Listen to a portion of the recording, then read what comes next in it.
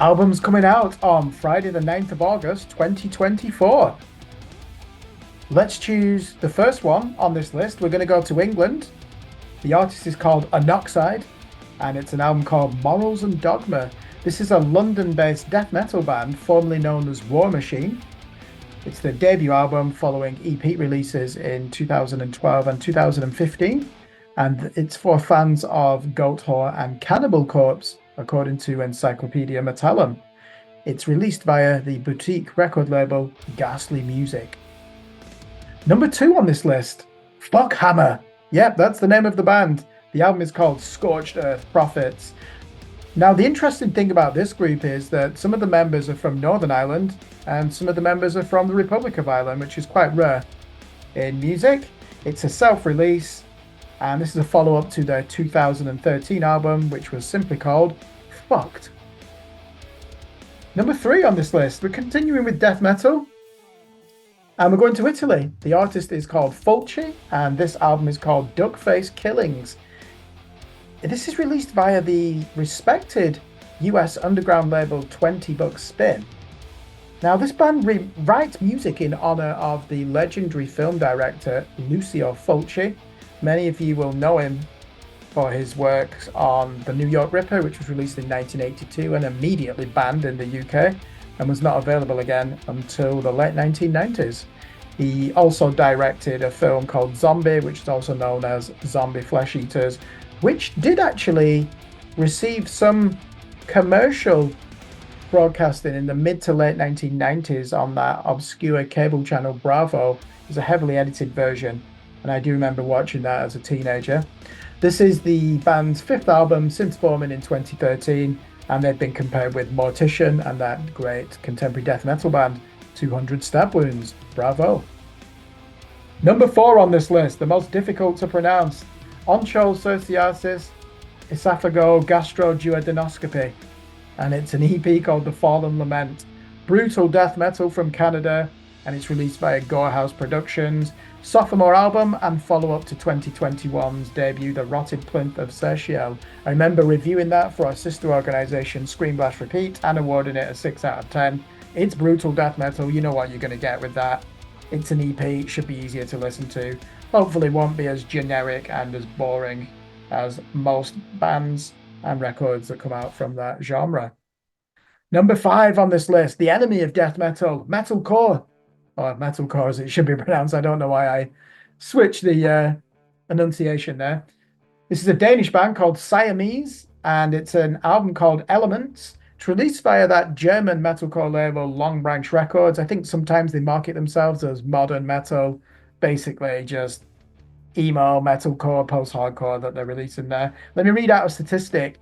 They've had 55 million streams worldwide and top international placements on some of the biggest influential playlists, including Kick-Ass Metal, The Core, Hard Rock, and All New Metal. I would normally hate something like this, the way it's being promoted. I don't give a fuck if it's had 55 million streams. I don't care about playlists. Why? Because I'm an old man and I like albums. And I'm not going to go off on one here because, let's be honest, probably already alienated many people from Gen Z just by saying that, and I do sound trite, don't I? Like a stereotype.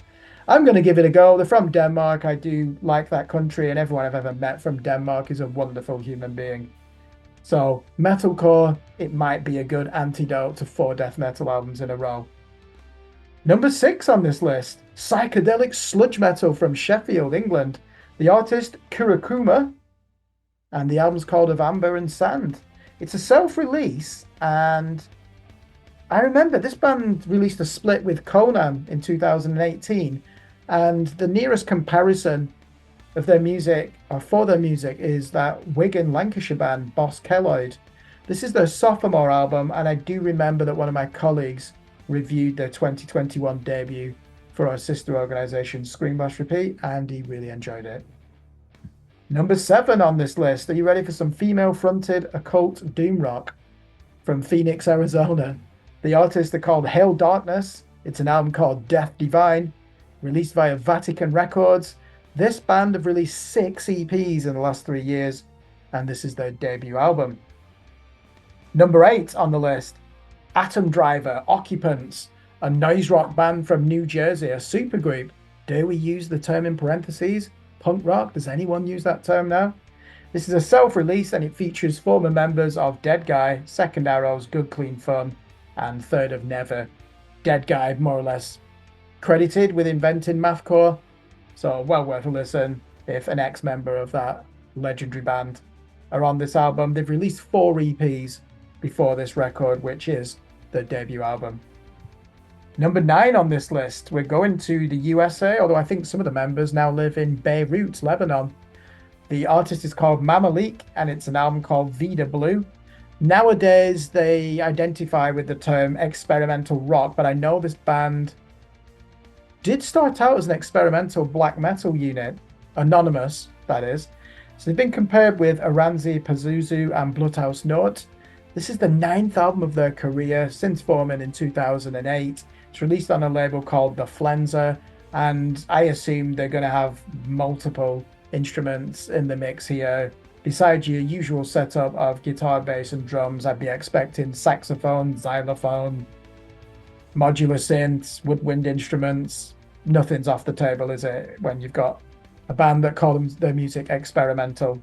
So well worth going in with an open mind and seeing if you like this music. Number 10, another supergroup, the biggest name on this list by virtue of being signed to Century Media. The artist is Inophilion. The album is called Reaper Dawn. Members based in Sweden and the Netherlands. Black metal. Listen to this list that I read out. Current members have been recording artists or live musicians with the likes of Necrophobic, Exhumed, Dismember, Grave, Cryptosis, Skeletal Remains, Pestilence, Amon Amart, and even Flotsam and Jetsam. It's a follow-up to their 2022 debut Moribund, and it's for fans of Watain, Dissection, and Tribulation. Black metal supergroup. Hopefully this will be able to retain my interest. And I'll just repeat that this comes out via Century Media on the 9th of August. And that concludes this list for albums coming out on Friday, the 9th of August, 2024. Enjoy.